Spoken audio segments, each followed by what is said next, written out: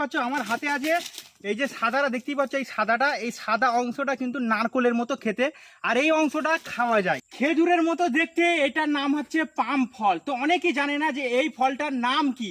এই ফলটার নাম হচ্ছে পাম ফল। তো অনেকে আমায় কমেন্ট করে জিজ্ঞেস করে যে ভাই এই ফলগুলো কি আসলে খাওয়া যায়?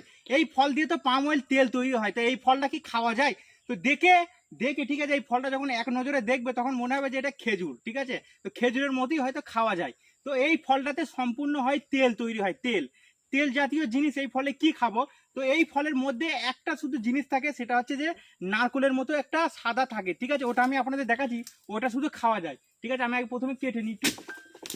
তো এই ফলটা কাটার পর আমি আপনাদের দেখাচ্ছি যে কোনটা খাওয়া যায়। এই যে দেখতেই পাচ্ছ আমার হাতে আছে এই যে সাদাটা দেখতেই পাচ্ছ, এই সাদাটা, এই সাদা অংশটা কিন্তু নারকলের মতো খেতে, আর এই অংশটা খাওয়া যায়। তো অনেকেই ভাই কমেন্ট করে, আশা করি এই প্রশ্নের উত্তর পেয়ে গেছো। পাম ফলের শুধু ভেতরে